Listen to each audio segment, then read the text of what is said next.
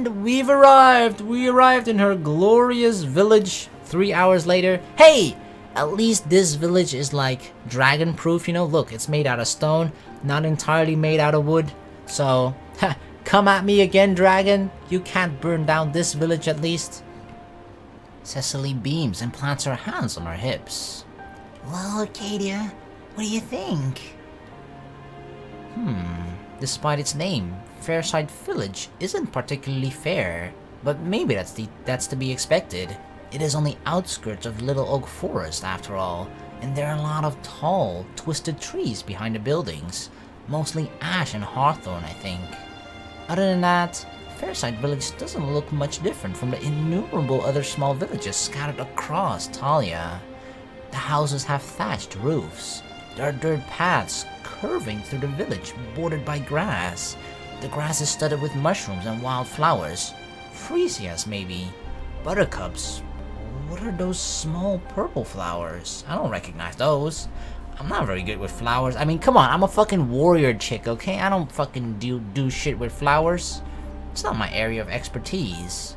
A pig lumbers by, unattended. It drags its soft, pink belly against the ground. Hey, be careful with that belly. There's a lot of pork there. Or, bacon, rather. Its curled tail twitches upon seeing me, like a cat's, and its ears fold back against its skull. Is that actually... I mean, I should notice, considering in the Philippines, I was pretty young though, but we kind of like raised a pig there to then be slaughtered and eaten on a festival. Yeah, I know, it kind of sounds cruel, but that's kind of what you do there. You sort of like buy a pig, you fatten it up yourself, and then it gets slaughtered, and then you have like fresh pork, I guess. But my original question was, you know, like the curled tail, right? How it's always portrayed in like cartoons. How it's like really curly, and if you stretch it and like, it like stretches back towards its body, and then it like hits it on the behind. Does it actually happen like that? I've never paid attention to its tail. Does it actually curl like that? Like it's a fucking, like it just spirals? It's kind of cute. For as cute as a pig can be. Well, what are the little piglet cubs, or the cubs? Yeah, the little piglets. Those are pretty cute, right? There's like isn't there like a particular smaller one as well? Not just piglets, but like, I'm thinking of maybe something different. But those are pretty cute. Big ass fucking pigs though, I don't really see how that can be cute. There are chickens too, pecking at the ground for worms. A few children playing jump rope, but the moment they see me, they make themselves scarce. How odd. Most children come running towards me, eyes agog, squawking. Are you the great warrior, Arcadia? We've heard so many stories, is what they usually say. Have these children never heard of me? Kadath was a long while ago. Wow. Have you not raised these kids properly to not know of me, the great Arcadia, even though we actually don't want to be known? Right? That's weird. We should be happy. They've never heard of me. Perhaps it's before their time. Hey, Cecily. What? Is there something on my face? Do I look weird? You look fine, Arcadia. A little gloomy, maybe. I'm always gloomy. That's my resting face. That's my normal face. Except when you're with me, huh? Don't talk to me like we're friends. Yeah, that smile was only a one-time thing, okay? Similarly, okay. Mine was a real one-time thing, unlike your clumsiness. I sigh. This place, Fairside, is just like Freycross. Just like Amaranth. Just like my home. Uh-oh. Flashbacks. Little Haven. I grew up in Little Haven. I wasn't born there.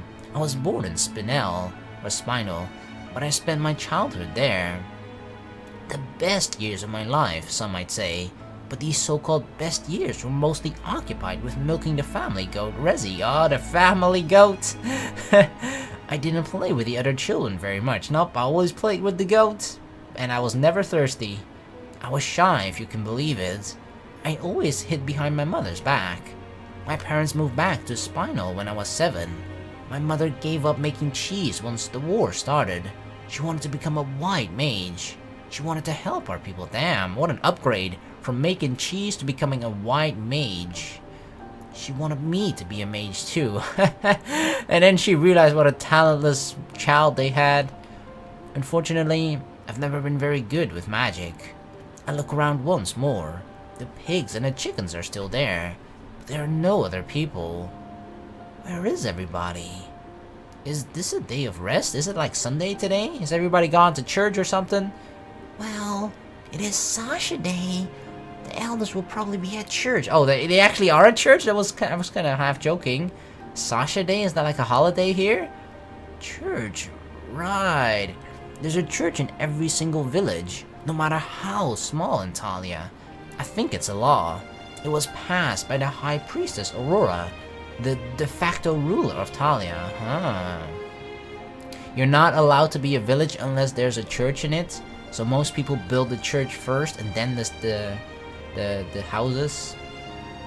Queen Leda is supposed to be in charge, but she's nothing more than a figurehead. Everybody knows the church has all the power. If you want, you can wait at my house. I can pour you a cup of tea. I'm not a fan of tea. I'm more a coffee, like black, strong coffee kind of girl. Seriously? But I have all different kinds.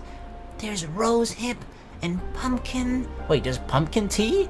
That would be perfect for Halloween coming up soon. Although who the fuck drinks tea on Halloween? And please, make her stop. I can only fit so much information into my head. And a catalog of all the teas across Talia is not something I need to remember. At least not right now. Alright, fine. You mean you'll come with me? Sure. What do I have to lose? I'll do anything if it means Cicely will stop rabbiting in my ear. Oh, Arcadia, thank you so much. Cicely grins and rolls up her sleeves. She flexes her non-existent muscles. I'll make you the best pumpkin tea you've ever tasted. Hey, who said I wanted a pumpkin tea? I never said I wanted a pumpkin tea. But that's what you're going to get. I think it's the most delicious tea we have. Fine. I'm not a big connoisseur of orange vegetables. My mother used to pinch my nose when I was younger, then force the carrots inside my mouth when I open it for air. Why? Why did she like close your nose? Usually you do that with stuff that's like either smells or tastes disgusting, right? Carrots don't taste bad at all. My mother, despite being a white mage, was quite forceful. She would have made a good warrior, I think. Before my mother moved to Little Haven, she was a warrior mage, but she never spoke about it. There's a lot I don't know about my family. Now, it's too late to ask them, because they dead. They're not in a fit state to answer questions. Cicely leads me down the dirt path, practically skipping. She skirts around a stray pig. There's a neat loop about the fountain and leads me through the houses. I walk along behind her obediently. She walks and walks. Oh my god, even before this is another 3-hour walk.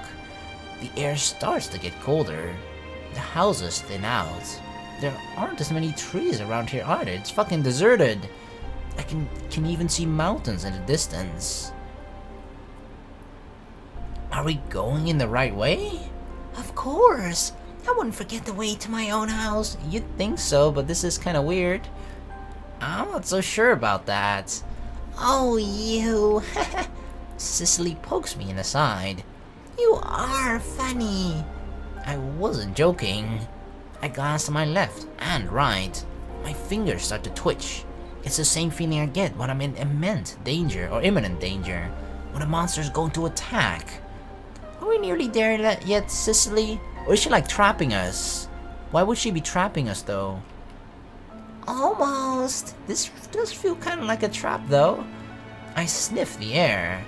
I can smell vanilla pods, lavender, the faint embers of a leftover fire. Well, there's nothing so unusual about that.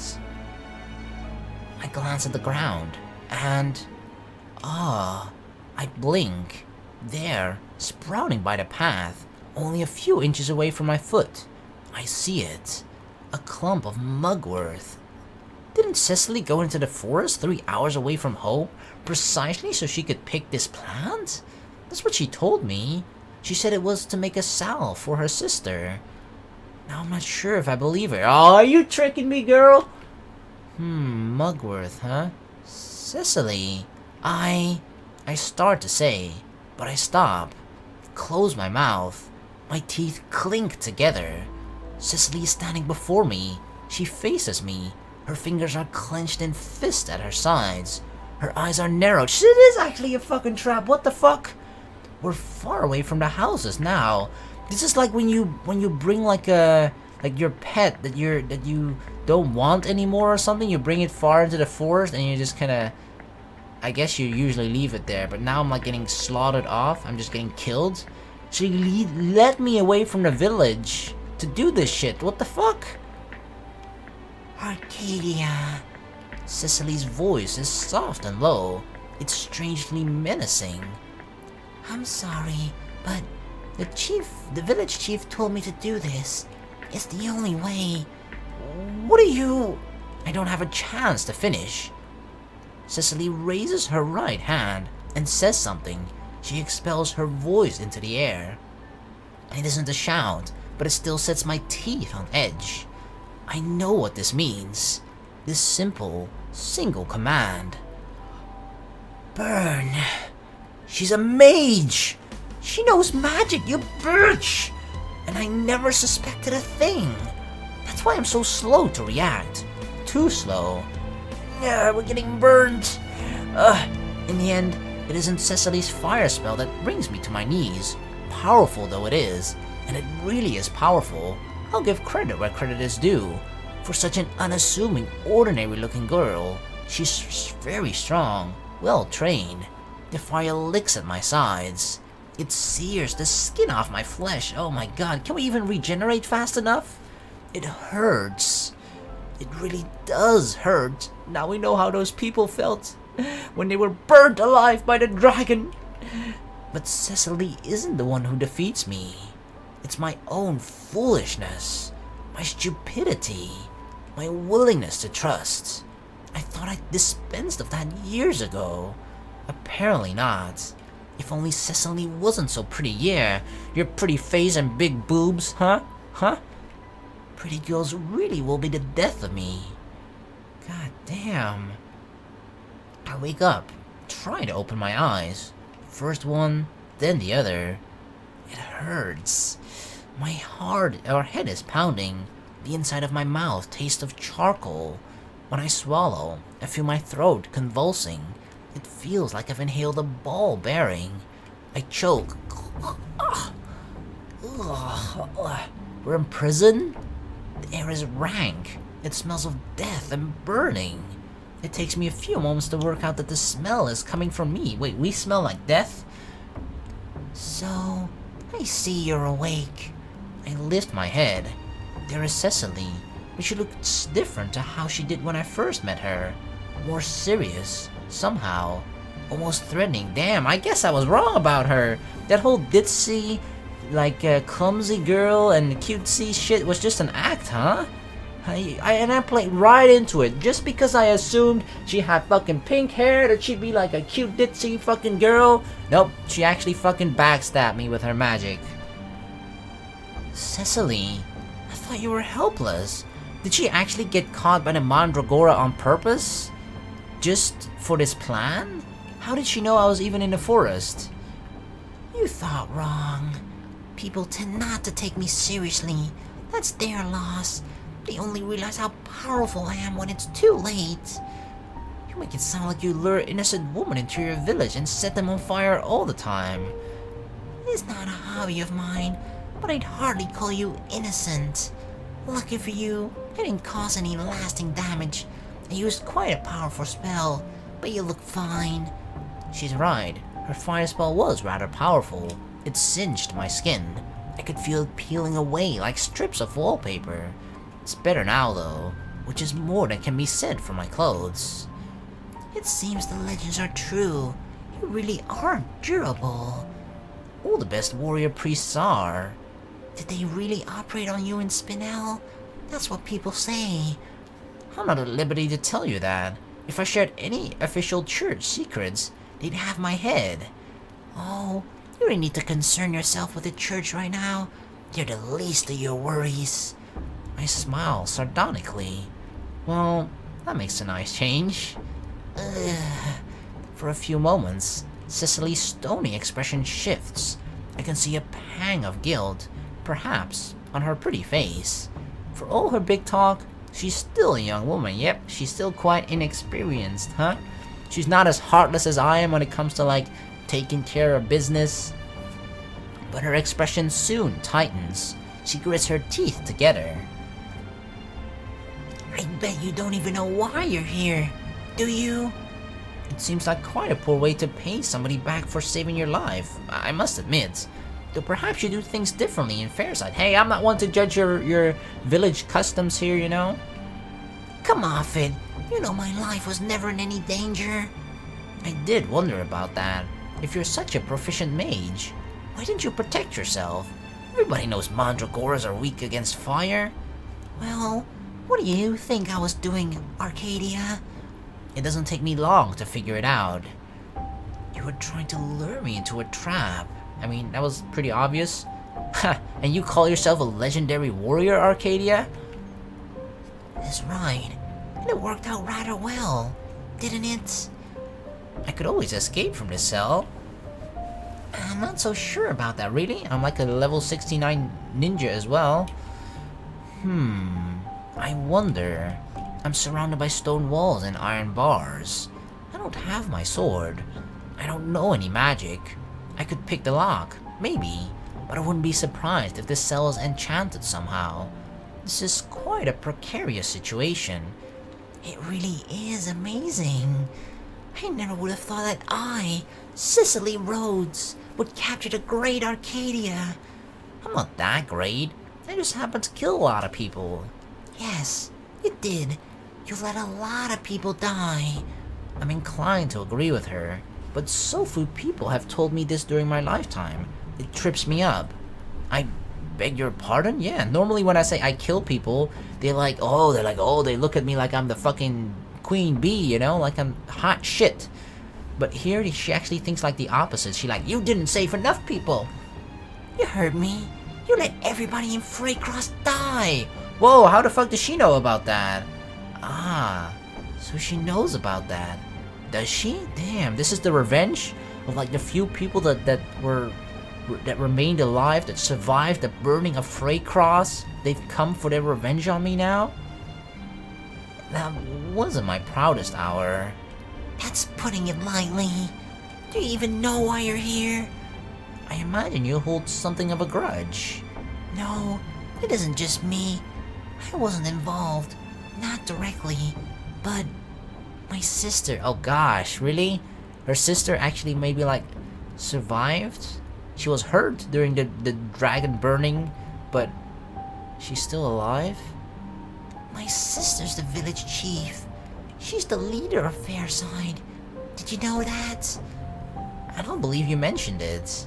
Well, it's true. Our family has governed this village for centuries. We kept it safe from harm. Fairside isn't a rich family. We don't mine rare minerals. We don't have any deposits of coal or oil nearby. All we have are farms, pigs and chickens. We try to fend for ourselves. We do have some connections with Freycross Village, though. Oh, they have connections with them. Well, not anymore. At least, we did. Before it went up in flames. Yes, until that happened. Cicely's hands tremble. She clenches them into fists. But like, girl, what do you expect me to do? I know I'm like the great Arcadia, but it was a fucking dragon. It was 12 years ago. My mother and grandmother took Celesta to Freycross Village. We'd had a bad harvest that year, and we were going to trade some of our cows for wheat and corn. I stayed at home with my father. I was still too little to travel. But anyway, I'm younger than Celesta. I wasn't going to be the next head. I didn't need to see how trade is done. My sister was so excited. She's never been on a trip so far away from home before. She braided her hair and got it tied up in a green ribbon. She wore her best dress and packed her favorite nightgown. What the fuck? She's like what? How old was she? Nightgown? Not like she was gonna get laid that night. The fuck? She thought it was like going on a holiday. She made sure to bring her most prized possession too. Her woodcut of you, Arcadia, the lady warrior and hero of Kadath, which she bought with her own money from the traveling market of Melora. And look at the stone floor. Anything to avoid Cecily's gaze, damn. So her older sister looked up to me, and only then to later found out that I've sort of caused the demise of the other village. So yeah, that's sort of like looking up to your hero and then they sort of break your heart, finding out that they're not necessarily a fraud, but they're not as great as you originally thought they were. But that's why I always keep saying, you never meet your heroes.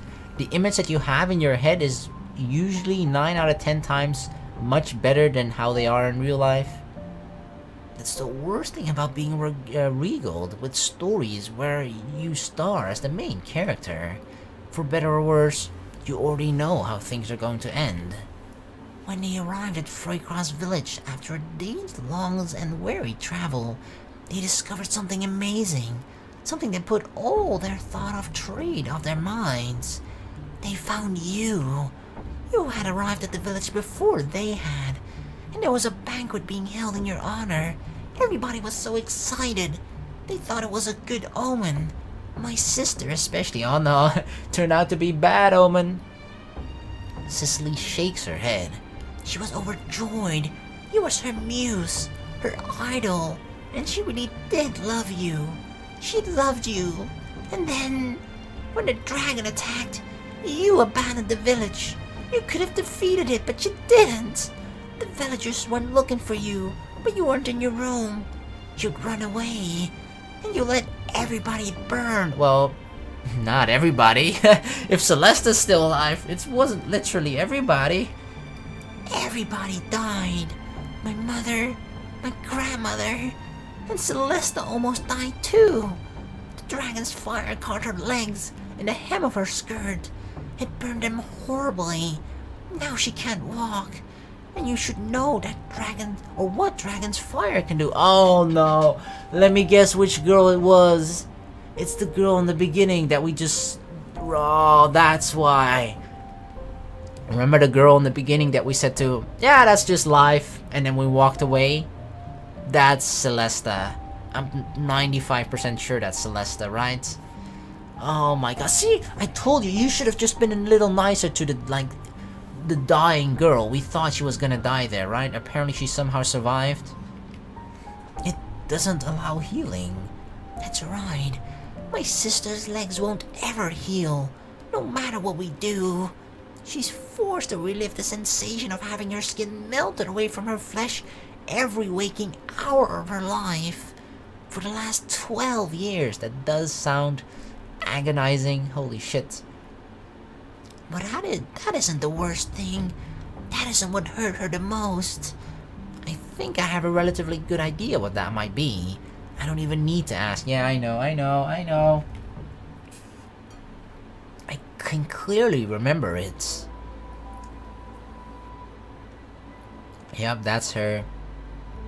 The young girl. Her torn clothes.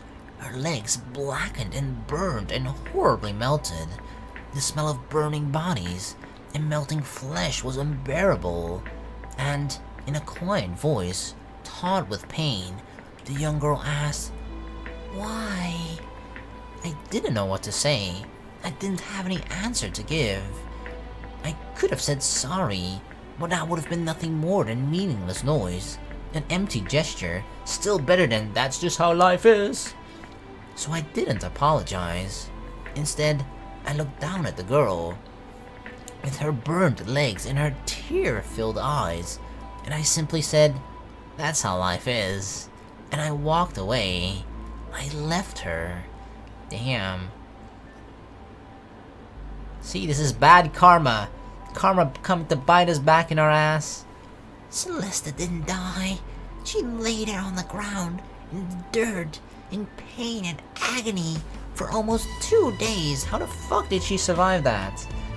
The village burned around her, and the smell of smoke and dead bodies was almost more than she could bear. She was only 12. She wanted to die, but she couldn't. And then, after these hellish 2 days, she was found by a group of people from Fairside. They had come on horseback to see why my mother and grandmother and big sister hadn't returned yet. And when they found Celesta lying on the ground, dazed and in agony, but still alive, they brought her back here. They nursed her back to health, or what little health is afforded to her now. Yeah, I was gonna say, for as far as they could, right? She was the only one of my family who survived, and she never quite recovered. But what hurt my sister the most was what you said. What you did. Nothing. That's right. You did nothing. I bow my head. Cecily is right. Maybe I could have saved that young girl if I thought her life was worth saving. But I didn't. Holy shit. Yeah, no, we thought she wasn't worth saving. Like, her legs were burned already. I'm not gonna carry her the whole fucking way. Are you kidding me? Hell no. I knew with her legs mangled like that, even if she did survive, she wouldn't be able to survive happily. But, I mean, she's been alive for the past 12 years. Sure, it probably wasn't happily, but still. I knew what kind of fate would have awaited that young girl if I had saved her. So I decided her life was no longer worth living. I left her to die. I mean, maybe that kind of was the humane thing to do, right? Like, what would you rather do? What would you rather be? Like, left to suffer for 12 years longer as she has right now? Celesta? Or I guess just sort of die there. I feel like it, as cruel as it sounds, leaving her to die kind of was the humane thing to do rather than save her, right? Like, imagine that. Cecilia herself, or Cecily says, right? That like every waking second she feels like the skin, the flesh burning off of her legs.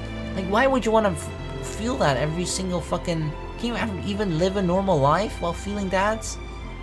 Apparently it's enough to live another 12 years, but still, it's brutal. You could have fun sitting in this cell, reflect on your actions, think about what you did. Oh, trust me, I thought about it a lot for the past 12 years. I eyed Cecily cautiously, and if I decide to apologize, will you let me go? If I was going to let you go, I would have never bothered capturing you to begin with. That's what I thought too, but just wanted to be sure. Despite what she's done to me, I still really can't imagine Cecily as a killer. She's too sweet, too soft, for all the animosity she might bear against me or towards me. I don't think she's a bad person. Then again, I don't think most people are bad. I mean, I probably agree most people aren't bad. Some people just do bad things, but doing a bad thing doesn't necessarily make you a bad person. I don't think most of the soldiers from Sorel I fought in Kadath were bad people either. They're just doing their job. But they still killed Eloise. Not Eloise! I miss you, girl! Eloise! I never met you. I don't know who you are. I had never seen your face. And your name has only been brought up twice. But I'm grieving over your loss. I miss you. They would have killed me, too. Even good people, if I backed into a corner, can fight and kill with the best of them. The worst of them, more like. What about Cecily? Come dawn the next day, you're going to be executed. Holy shit, executed? She says it simply. There's no emotion in her voice. Has the whole village come to this consensus? They were against it at first, but I argued on Celesta's behalf. Soon, they all came around. Everybody loves Celesta. They do anything to make her feel better. Really? That sounds more like pity, though. That they just feel bad for her because she's suffering. Even killing you. Killing me won't fix Celesta's legs. Maybe not, but it might ease the pain in her heart. It'll make her happier.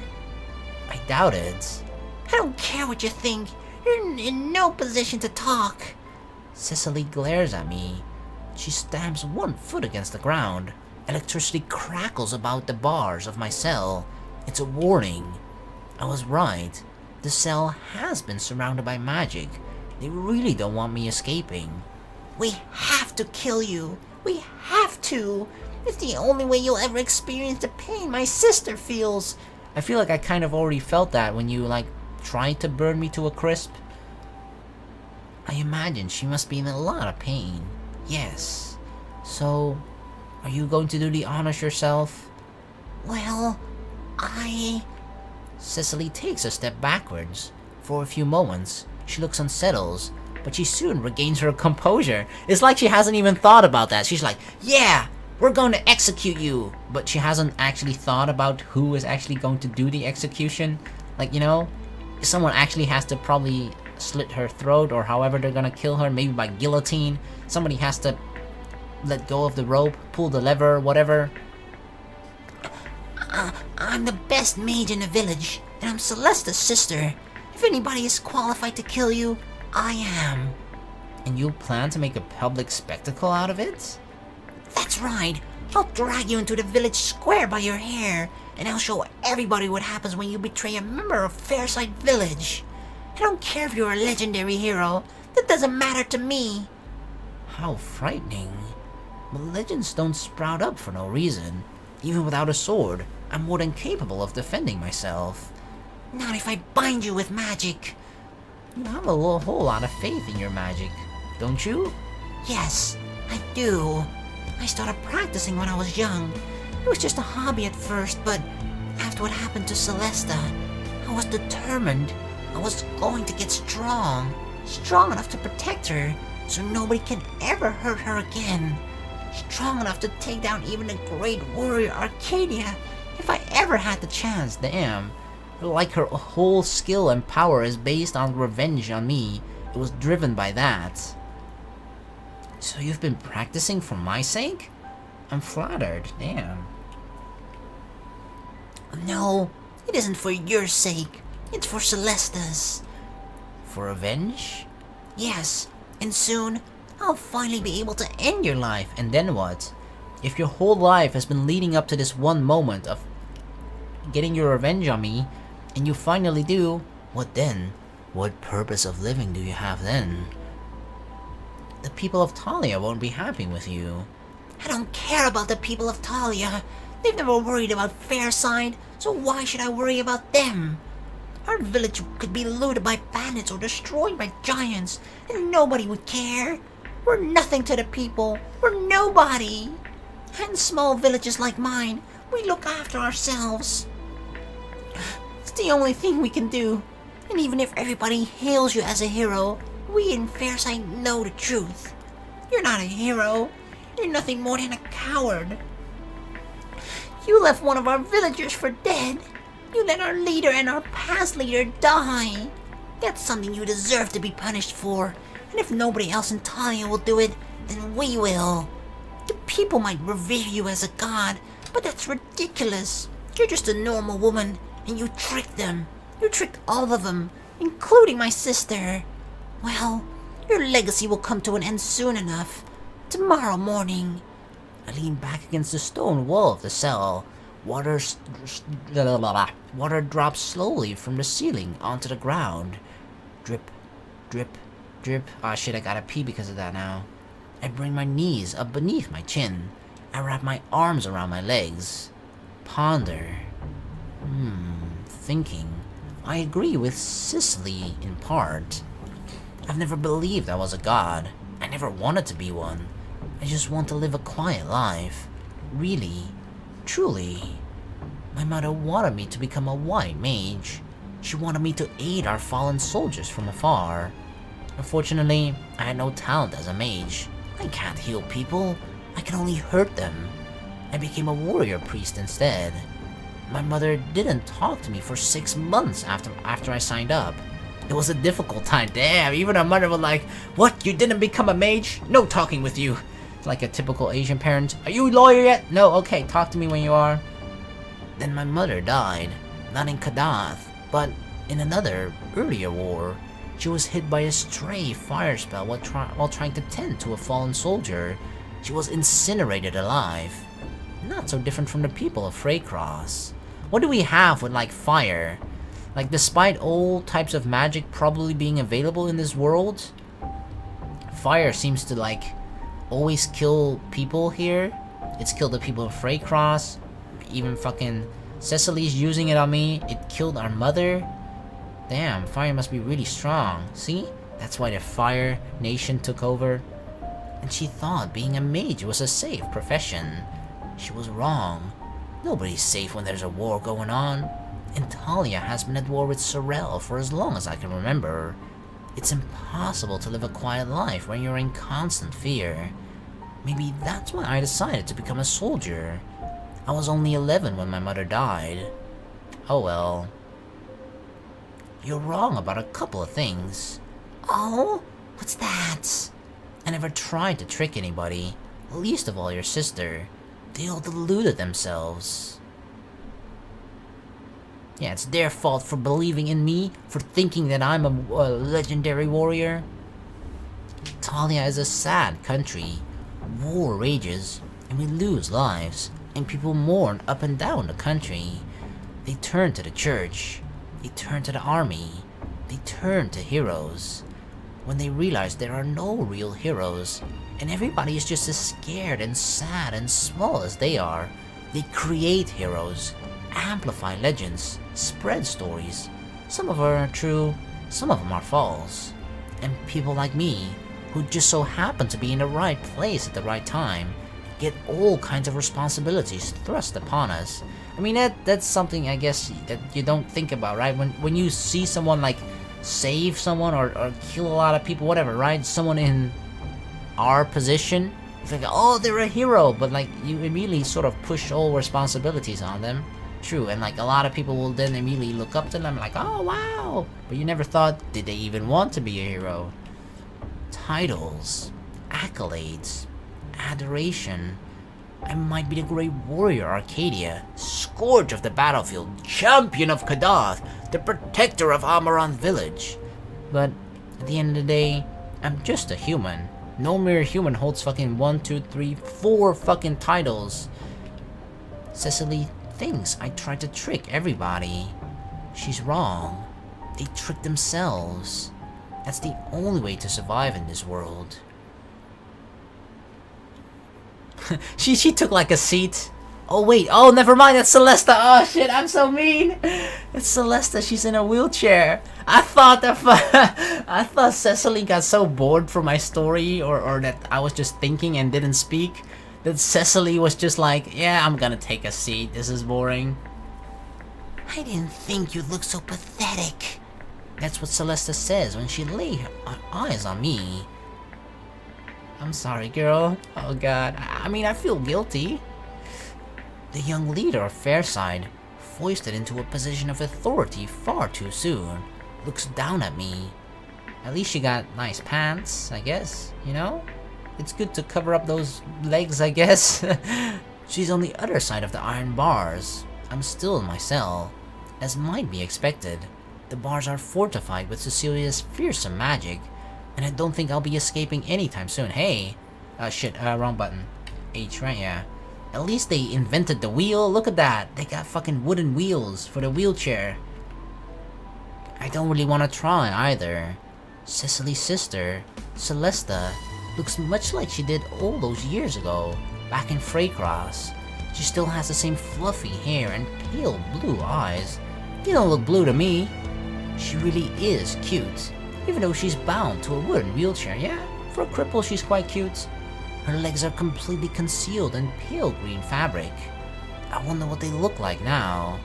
Celesta purses her lips. Maybe it's because of the pain. She's been in constant pain for 12 years. All those years ago, I was the one lying on the ground while you looked up at me. But I imagine you can't remember that. I remember more than you think. Oh? So you're saying I weighed heavily upon your mind? Not so heavily. I've seen a lot of terrible things in my time, but it did occur to me once in a while. I see. So my suffering was something you only bothered to remember every once in a while, when it was convenient for you. Unfortunately for me, I've had to live with my condition for over a decade. I can't remember it every once in a while. It will stay with me forever. And that's why it was probably better if you died. You have my sympathies. Celesta bites down on her lower lip. She doesn't look very happy. Neither would I be, if I was in her situation. I don't think anybody would be happy if they were in her situation, okay? Sympathy? You think I want your sympathy? It's all I have to give you. No, you're wrong about that. There's more you can give me. Maybe then I won't have to suffer so. And what is that exactly? My life? Your life, exactly. You know, Arcadia, I used to love you. I loved you dearly. I thought you were the most incredible hero in the world. When I met you in Freycross, and by chance too, I was so happy I thought I was going to die. Hey, that almost literally happened. Then I nearly did die, and you didn't do anything to help me. You left me. Can you imagine that? Being abandoned by your childhood hero? I shake my head. No, because I don't have a fucking childhood hero. I tell her that I can't. I've never had a childhood hero. I was a desperately unimaginative little girl. The closest I really had was my mother, who moved the whole family back to Spinels so she could become a white mage. She abandoned her humble little job in Littlehaven, working as a baker by my father's side, to help our warriors recover in our many, many armies. But there was nobody to help my mother when she was hit by a stray magic arrow. She died. Some hero she turned out to be. You turned your back on me, Arcadia. But now, I'm going to turn my back on you. If it makes you feel any better, then go ahead. I will. You talk big now, but you'll see. Tomorrow, we'll see. When you kill me? Yes, when we kill you. It won't heal your legs. Nothing will, but it might heal something else. She presses her hand against her chest. Her eyelashes flutter. My heart. If her heart is one that can be placated by needless bloodshed, perhaps I did the right thing, choosing not to save her. Talia is full of people like that already. People like me. We don't need any more. Yeah, she should have died. Is that really what we're saying? Cecily guards the cell during the night. She sits on a wooden chair just beyond the iron bars, a book in her hands. So she can read. That's surprising. A lot of people in Talia can't. Particularly those who hail from small villages like Fairside. Maybe it's because she's the daughter of the past village leader. She might have received a special education. I tilt my head to one side, trying to glean what the book's about under the cover of darkness. Only a single candle illuminates the cell. It's hard to see. I think it's a compendium about plants, herbs, something to do with medicine? Oh god. She's still trying to find a way to maybe, perhaps, hopefully cure Celesta, or like ease her pain with medicine, I guess. At the very least that. Is that for Celesta? Cecily sets the book on her lap and gives me a stern look. What do you care about Celesta? After meeting her myself, I'm rather curious. I want to know more about her. And you. Well, I don't want to talk. Not to an attempted murderer. Whoa, whoa, whoa. I mean, attempted murderer? Considering I did so much worse, like actually killing hundreds of people during war? You make it sound like me attempting murder, which I don't even think it is. Like, is like leaving that little girl, Celesta, behind back then. Would you consider that attempted murder? No, I wouldn't. I don't think it, by definition, it even is either, or by law, whatever. I'm not an attempted murderer. I've killed hundreds and hundreds of people in my lifetime, like in the Kadath. But I suppose you don't care about that. That's the weirdest thing, right? We are actually, people look up to me because I killed hundreds of people. But now because I apparently did attempted murder on one of the wrong people that now tries to cast revenge on me, that is something that they hate. So me actually killing someone, they're like, oh, that's good. Failing at killing someone, that's bad. That's different. You had orders from a church. You had to fight. I had orders, yes, but I didn't have to kill anyone. Their lives were precious too. I'm sure the men and women I killed on the battlefield had families too. Wow, we even killed women. Mothers and fathers, aunts and uncles, grandparents, a beloved older brother or sister. Hell, I even killed fetuses. That's how bad I am. Stop! Just stop! Stop what? You know what I mean. All these false equivalences. I'm just weighing the worth of one human life against another. Killing people on the battlefield is not the same as leaving an innocent young girl to die. Maybe. Maybe not. There is no maybe. It's the truth, plain and simple. Cicely snorts. You really haven't learned a thing, have you? She looks agitated. She picks up her book about herbs once more, but she can't concentrate. She shifts. Her right foot tapping, not fapping. Her right foot is tapping. I don't know how you can fap a foot anyway. Against the ground, insistently. This is an unusual experience. People don't often tell me to shut up. At least not quite so harshly. I frown, tilt my head to one side. I'm not usually this talkative, but there's precious else to do. I could sleep, I suppose, but I don't want to while away my final night before my impending execution sleeping.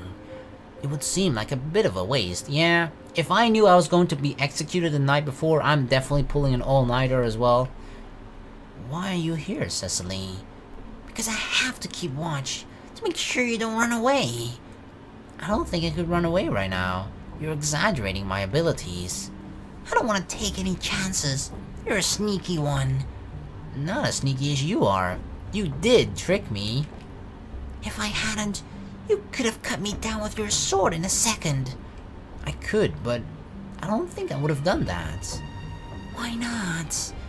What would be the point?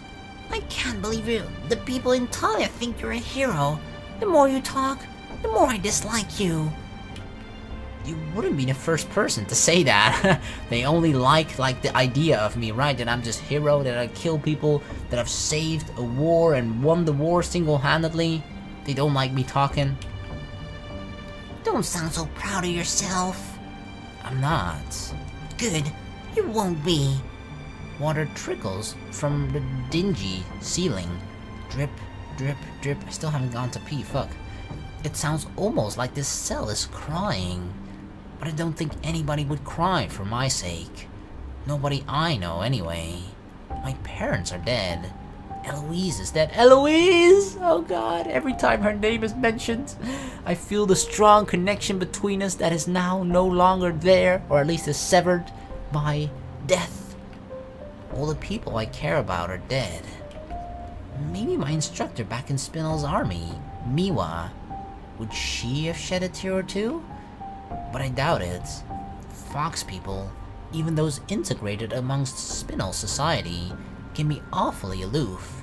Besides, Miwa was never particularly emotional, even if she did ruffle my hair or slip me pieces of candy from time to time. Ooh, candy. I'm just a shadow, a relic of the past. A machine created by the church who will stay young and fresh until I reach old age. Then it will all catch up with me. The gravity of my sin, perhaps. Really? Really? So she will continue to look like this until she's like 80 or something, and then in like a single day, she just like bam turns into like a grandma? Damn, that's pretty harsh. It's cool though that you look like you're 19 or whatever for like the first 80 years of your life, and then the moment you turn 81, like, oh, you're a grandma. That's actually pretty cool. Your sister didn't stay here for very long. Celesta? That's what I meant. Unless you have any other sisters who are also in a wheelchair who also happen to hate me and have burned legs. No, Celesta's all the family I have. And I might not even have her. If you've had your own way. Celesta sniffs. Celesta can't stay in the underground dungeon too long. It's too damp. It irritates her legs. And she might catch a cold, and maybe don't fucking put her in a dungeon. I have heard horned dragons' fire can weaken the immune system. She gets sick so very easily. As if it weren't enough that she can't walk. She's always bedridden with colds, fevers, high temperatures. How can she run a village if she's always ill? Sometimes I step in for her, but only sometimes. She's very duty-driven. She doesn't like pawning off her responsibilities onto other people. But if she's ill, she should rest. If she rested whenever she was ill, she'd be resting all the time. Besides, she feels like she has to prove herself. Because of her legs? That's right. She's afraid people will think she's not fit to be a leader because of her condition, so she's always exerting herself. She forever takes on more than she should, even though it makes her sicker. I admire her tenacity, but I don't see what she hopes to accomplish by working herself to death. Isn't she worried about upsetting you? She is. She worries a good deal, but she has so many other things to worry about. I stopped nagging her after a while. It just didn't seem fair. Now she's trying so hard. Cecily looks down at her lap, at the leather-bound book resting upon it. She sighs. I don't know what you think of Celesta, but she isn't cruel. She isn't cold. She's a good girl. Really, yeah, who's just trying to get me executed. Even though she wants to kill me? Even so, she feels like she has to. It's the only way for her to move on. Maybe then she'll stop being so hard on herself. She'll stop feeling like a failure. Cecily sniffs. She wipes her eyes with the back of her arm. Tears? It's hard to tell in the darkness. That's another reason why Celesta can't spend too much time with you. She's worried. If she watches you suffer, she'll start to sympathize with you. Despite everything that happened, you're still her childhood hero. She didn't throw away her woodcut of your face. It's still in her bedroom. Sometimes she still looks to it for advice. She can't be with you for too long. It'll make her realize how real all of this is. And then it will hurt her. Ah, yes. Guilt. That's what we're kind of hoping for, right? We're actually hoping that she somehow feels guilty enough that she won't go through with the execution. I click my tongue against the roof of my mouth. Emotions can be quite difficult at times. You speak like you have no emotions of your own. I do. I just try to bury them, suppress my emotions. Why? It's like your sister said. It's hard to take a human life if you know what you're doing. Even for warriors like you? Even for me. Yes. At first, at least. But you left my sister. Maybe because I got grown used to leaving wounded soldiers on the battlefield. We're trying to, rationalize our way out of this. We're like, hold on, let us reason with you, okay? It's the only reason I left her is because I've become desensitized to people that are hurt on the battlefield. I've been taught by experience to leave the people who you think are dying or dead, to leave them behind. So technically it's not my fault. The dead and the dying have become part of my everyday life. It's different for your sister. She's not accustomed to battle. Taking a life is a heavy burden. I don't know if Celesta will be able to bear it. She might not be strong enough. Are you saying my sister's weak? No, I think she's very strong. She has a fierce sense of justice. That's why she wanted to capture me. But that's also why killing me would do more harm than good. Who could live with the knowledge that they ordered the death of their own childhood hero? It's one thing to lose faith in a hero. It's another to end their life yourself. Yeah, that's another thing entirely. Do you think Celesta can handle that? Oh, I see how it is. Cecily's eyes suddenly flash. You don't care about Celeste at all. You're just arguing to save your own skin. Damn, she caught on to my plan. No, that isn't. You pretend you care about my sister, but you don't. You just want us to let you go free. Maybe with a tap on the wrist and a warning not to do it again. This whole time, while you were spouting pretty stories about Celesta, you were only thinking about yourself. It seems I've made Cecily angry. That wasn't my intention, though. I'm not very good with words. That's why I became a warrior, huh? I let my sword do the talking for me. It's the only thing I'm good at. Cecily, Shut up! Cecily's face is pale. She brings her hands against her ears, pressing the palms flat against both sides of her head. I don't think she's willing to listen to reason. Wow, it's like a 5-year-old, you know, just closing off their ears and going like, la la la la la, I'm not listening, la la la la la la la la. I don't think she's willing to listen to anything. Shut up, shut up, shut up, shut up, shut up! And then there's a loud roar. The roar rumbles through the very earth itself. The walls of my underground prison tremble. The puddle of rusty water by my foot shakes. Ripples spread across it ominously. A few pebbles are dislodged from the stone walls. They're dislodged from the roof. Uh-oh, what if it's like the dragon? It feels like my bones are rattling beneath my skin. Kya! Cecily shrieks in surprise. Her chair topples over backwards, and she's thrown against the floor. The roar has stopped now, but its vibrations continue. My teeth clack together like castanets. Cecily whimpers. She rubs her behind with one hand. What on earth? There it is again.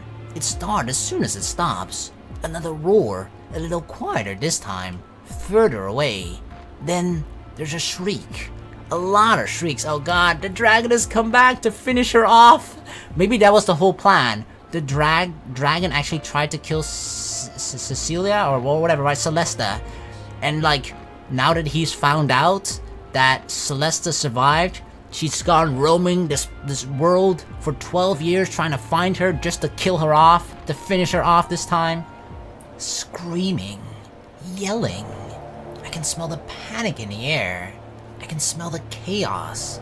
I can smell the fear. I can smell death. My nostrils twitch. My whole body tenses. Death and destruction. Smoke and fire. Ah, the dragon's at it again. Here to do some unfinished business. I know what this is. There's only one thing this could be. It's a dragon. Is this I don't know if it's like only one dragon or maybe this entire world is sort of like plagued by dragons. But like, this is whatever the fuck it is, right? If it's one dragon or multiple dragons, are they just seriously going around causing rampages and just burning down villages just for the fucking fun of it? Huh? What do you mean? I recognize the sound. There's a dragon in Freycross Village. But... no. Cecily staggers backwards, her eyes widen even further if such a thing is possible, with obvious fright. It can't be. Not here. But it is. I can tell. I know these sounds. I know this smell. Burning buildings. Burning bodies? That's a smell you don't even want to know. I hope not. Images of Freycross Village come to my mind. I thought I'd push these down into my subconscious until I trod them into the dirt with the heels of my shoes. Evidently not. I'm not as tough as I used to be. I remember the fire, the smoke, the smog. There were burning bodies scattered across the road, a charred corpse hanging out the doorway of a building attempting an escape. Forever halted in the process. The sheep burned, not the sheepies. The pigs burned, the bacon, the wasted bacon. The cows burned, oh no. The milk, what are we gonna do without the milk? Even the sky itself seemed to burn. Okay, that's impossible. I don't want the same fate to befall Fairside. But first... Come on, you gotta let me out of here. Cecily, listen. You have to let me go. I can't. Come on, otherwise we're all gonna die. Yes, you can. Release your enchantment and open the cell. But the execution. Is she still worrying about that? There won't be anybody left in Fairside to execute me if you don't let me go. Yeah. Your sister's legs are gonna burn to another crisp, okay? It's gonna get like double the burn. There's another roar. It shakes the ground. It shakes my bones. It shakes my very heart so hard. It knocks against my ribcage. I gasp for breath. Even down here, beneath the surface of the earth, where prisoners are kept far away from the light, I can smell the burning. It's already started. But how can I trust you? If I let you go, you'll run away. You'll just run away again like you did in Freycross Village, like you did with my sister. No, I won't. I promise. Yep, and my promises mean a lot, okay? But how do I know that? You've already done it once. You could do it again. What's stopping you? I don't know. A sense of duty, perhaps? Despite her obvious, abject fear, Cecily's able to muster up a snort. She doesn't look, nor does she sound convinced, or very convinced. A sense of duty? You didn't have much of that back in Freycross Village. Maybe not, but it was too late for Freycross Village. I'd left before the dragon even attacked. When I came back, almost everyone had perished already. I found a medic on the road and asked them if they would help, but I don't know if they turned back or not. What? Cecily stares at me.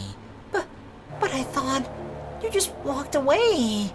I did walk away, because there was nothing I could do. But this is different. Fairside Village is different. Yeah, I'm part of it now. I'm here now, and I can help you. I could save you, if only you'll let me go and give me my sword. Well... I hear the roar again. The rumbling roar. I don't even know how a dragon roars. We're running out of time. Cecily, please! I shout at her, pleading, almost begging. Now, this is a rare occurrence. The great warrior Arcadia does not beg. It really doesn't suit my image. It's a good thing I've never cared all too much about my image, though. I don't feel any particular shame in begging. If it will help prevent yet another senseless slaughter, my own pride doesn't mean all that much. I'll throw it away. Cecily, I don't care what you think of me, but please let me help you. You have to. Cecily blinks, looks at me, her lips pursed, pale pink splashed across her creamy skin, like the petals of a rose. And then, slowly but surely, Alright, She nods her head. I'll do it. And she releases the enchantment from the bars of my cell. Haha, peace out, sucker!